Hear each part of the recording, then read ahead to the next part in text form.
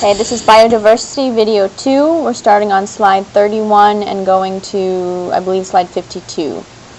Picking up on forests, looking at the productivity of forests and the benefits and disadvantages of using the resources from forests. Forest fires are one of the big problems in a forest. Can be either man-made or can be natural.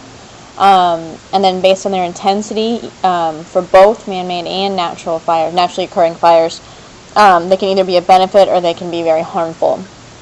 They burn away the flammable ground material, the grasses and shrubs, all the dead leaves and everything that have fallen down.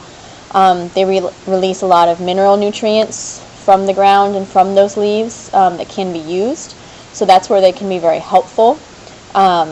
And it is really good for the ecosystem. I think we've talked already about resetting that ecosystem, where it allows new species to come in and repopulate and just kind of resets the whole ecosystem, so it can be a very good thing. But if they happen too frequently or if they spread too far, that's when the harm starts to come in. So there's a lot of controversy over how to control fires, forest fires, to reduce the damage. There's still a strong group of people, a strong debate to set fires as long as they're controlled, to allow them to burn on public lands. So if it's a naturally occurring fire, they won't necessarily try to stop it unless it's going to interfere with human life or property.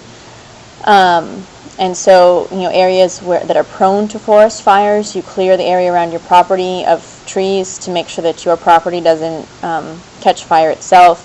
So there's lots of ways that you can try to make, take precautions and make sure that this doesn't affect your personal property. And then they do a lot of evacuations if there's stuff going on. 2003, Congress passed the Healthy Forest Restoration Act. This allows timber companies to cut medium and large trees in 71% of the national forests. In return, they have to clear away the smaller, the more fire-prone stuff, the brush, the grasses, all of the dead leaves, all that underbrush stuff, and that will help to control forest fires and take away the chance that a natural fire will occur. So that's what forest scientists are hoping will happen, is that it'll, I got that backwards. That's what they were hoping to do, but some of the forest scientists believe this is going to have a backward effect. It will actually increase more severe fires, make the fires that do happen more worse, because it's leaving the fire-resistant trees. The big, medium, and large trees is what is resistant to the fires, and so it's leaving them, it's taking them away and then leaving the stuff that is much more flammable and easy to catch fire. So logging in the U.S., the debate right now for the U.S. national forests, what's their primary use? What should the primary use of a national forest be? Should it be for timber? Should it be for ecology? Should it be for recreation? Or should it be some mix of the following? So really, essentially, we're going to cut it down for wood. Are we going to use it for science and nature? Or are we going to use it like for tourism, for camping and stuff like that? Or what mix should be good for that? So logging in the forest, that graph there, make sure you're able to talk about the advantages and disadvantages of logging in national forests. Helps to meet our timber needs without us having to supply it from out of the country. They will grow back. This is a renewable resource. Keeps paper and lumber prices down if they're not having to ship it from somewhere else. That is going to decrease the cost by a lot. Provides a lot of jobs and promotes the economic growth. The disadvantages, it's not a significant amount of the timber needs. It's only about 4%, so we still would have to ship in quite a bit. We can use private forests to meet the timber needs. Doesn't have as much of an effect as you would hope for on the prices. It damages, if you lose the forest ecosystem, then the rivers and the fisheries are going to be negatively impacted. The recreation, if you use it for recreation instead of for logging, that would actually provide more jobs and more incomes than just the logging jobs. And then it decreases the recreational, because nobody wants to go camping or fishing or whatever in a forest that has all the trees cut down. So same chart. Okay, so a case study, if we're looking at tropical areas of deforestation, they are being cleared even faster in some cases than the temperate and subpolar forests. They are significantly important from an economic standpoint and an ecological standpoint, because there's a lot of resources in there that we don't even know what they are yet. So we're looking at, this is the country of Brazil. It's really hard to read this, but the point here is that this is a country of Brazil in 1975, and all you see is forest, and then in 2001 you see this human influx into this forest, that, significant influx and significant change in the forest. So we're trying to work on conservation to reduce the logging, the need for logging. We're trying to reduce the demand for those big trees that people right now want to harvest. So trying to waste less wood, use scraps and not necessarily just throw it away, leave it out in the rain to be ruined, stuff like that, but take better care of what we have. And then making paper and charcoal fuel, which traditionally comes from wood, now making it from fibers that don't come from trees. For example, this canaf plant has some positive research showing that it may be really good for paper production. So using those alternative sources in addition to instead of the trees. So American forests, the timber from tree plantations is decreasing the need for timber production in the U.S. Essentially, we're outsourcing stuff. All of the tree plantations, and the tree plantations are specifically, they're growing these trees. That's their crop, is these trees purposely for use in timber. So that's decreasing the need for the production in the U.S. It helps to preserve the biodiversity in the U.S. because we're not logging as much. We're decreasing the pressure there. It may lead private landowners who are going to sell their land because it's now not as profitable to hold that land and let people log on their land. People would pay them to log on their land, and now that's not going to happen as much. And then the forest management policy is definitely going to have to take a stand and figure out where they lie on this issue and how they want to handle it. So this hasn't been decided yet. This is a very new up-and-coming thing. Tropical deforestation. We're looking at half of the world's terrestrial plant and animal species in tropical rainforests. Huge, huge number. We know already that the tropical rainforests are very high biodiversity. They're being burned right now, not even logging cut down to use for crops or anything, but just simply burned to make way for cropland and for cattle ranches. That goes back to that picture of Brazil that I was showing you. It's pure development. They don't even bother to cut stuff down. They just burn it. So why do we want to? Why is it so important to care about the tropical forest? Well, on top of the pure ecological standpoint, the biodiversity, the loss of all those species, potentially causing significant numbers of species to go extinct if we lose these forests. We're also looking at plants specifically that would disappear if these forests are gone, that have some really amazing chemicals and potential for drug medicine composition. So 2,100 of the 3,000 plants that the Cancer Institute has identified as may be able to fight cancer are coming from tropical rainforests. So over 2/3 of those are coming from tropical rainforests.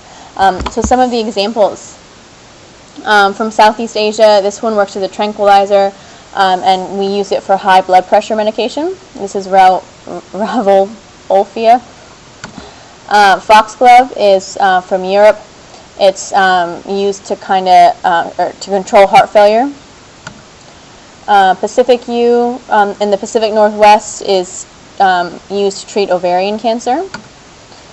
Cinchona is the quinine. This is very, very common. It has been used traditionally for a long time to treat malaria. The rosy periwinkle from Madagascar treats Hodgkin's disease, lymphocytic leukemia. The neem tree in India is kind of a more general disease thing, and is an insecticide and a spermicide. So lots of uses for both of those. Okay, so sustaining the tropical forests. What you can either prevent or you can restore. So the ways that you can prevent tropical forests being used are the reasons. You want to protect the endangered species, you protect the biodiversity, educate the settlers about how to be sustainable, phase out the unsustainable forest use, phase out the money to use that forest. So if there's no money in it, people won't do it. And add money so that will encourage people. If you pay people or take away people's money, that's a big motivational factor right there. So if you stop paying people for unsustainable forest use and start paying people for sustainable forest use, then that will encourage them to do the right thing more so than they would on their own. Protect forests with conservation easements, policies, laws, stuff like that. Certify grown timber so that people, especially with the green movement now that's growing, people will start looking for sustainably grown timber. If the word gets out there, think about, for example, now when you buy tuna fish, you look for the dolphin safe logo, that the nets are, not going to catch dolphins. It's the same thing. If people know about it, if a big deal's made of it, they'll make the right decision in what they're buying, which means that people will have to supply the more in-demand resource. Reduce illegal cutting, reduce poverty, and slow population growth. Those are all the big things that, this is those global issues that we're going to be talking about this year. To restore the forest, rehabilitation of degraded areas, kind of bring back the natural thing, remove the invasive species, and then keep the farming and the ranching on the stuff that's already cleared. Don't clear anymore. Okay. Wangari Maathai, she founded the Green Belt movement, incredibly important in Kenya. She's organized, the goal of this movement is to organize the poor women in Kenya and Africa to plant trees for fuel wood and therefore protect that national forest. She was given the Nobel Peace Prize in 2004 for her efforts to this, to affect so many of those global issues we're talking about, to affect the poverty, to affect the population growth, have these women out and working in the workforce. Remember, we talked about that for human population, and to help to decrease the problems with deforestation. Moving on to grasslands. So the world's livestock, you have a few options about where they're grazing. They can be grazing on natural grasslands, which are called rangelands, and that's just where we release the animals to graze wherever they want. That we haven't done anything to it, it's just wild. Or they can be managed grasslands where we have it fenced in, we mow it, we water it, we whatever, and that's a pasture, that's a managed grassland. So those are kind of your two options, a natural or a managed. We want to work to sustain the productivity in those grasslands by controlling the distribution of livestock, controlling the number of the herds, and then restoring the degraded. You have to cycle through this livestock use just like you would cycle through any other crop, and give those pastures and those rangelands time to recuperate. So every few years, give them a year or two off and make sure that they're able to be restored. Overgrazing is the picture on the left. Too many animals are grazing for too long. The carrying capacity is exceeded. It's a simple population dynamic thing. If there's too many predators eating the grass, then the grass is going to disappear. It's really, really simple. This is an example of a restored area. This is in Arizona, along the San Pedro River. So if you look at the left, this is what it did look like, from years and years and years of these livestock, the cattle herds grazing on it, and then they banned grazing and gave it 10 years, and now this is what that river looks like today. So, it really does make a huge difference and is able to be restored. Okay, so the case study, looking at the urban development and the grazing in the American West, in places like Arizona and New Mexico and Montana and all those places. You're seeing more and more and more this movement where the ranchers and the ecologists and environmentalists, essentially the people from opposite sides of the problem, are working together much more to preserve those grasslands on the cattle ranches. And this has had a huge positive impact, the fact that they're working together. So rather than fighting each other on every decision, working together has made some significant increases in restoring the grasslands and allowing the ranchers to continue to carry on and make the money they need to, feed their family. So we're paying the ranchers conservation easements. So, for example, if the rancher, like that last picture, blocks off part of his land and lets it go back, gives it that fallow year and go back to what it was used to, doesn't let his livestock graze on that, the government or the ecologist, wherever the money is coming from, would provide him a fund to do that, so he's not out that much money. We're also not allowing future owners to develop in specific places. And then we're pressuring the government to zone the land to prevent the development. So we're hoping to, fence off essentially those really sensitive areas and make sure that there is X percentage of land that is kept at the original native state. Okay, and we're going to stop there.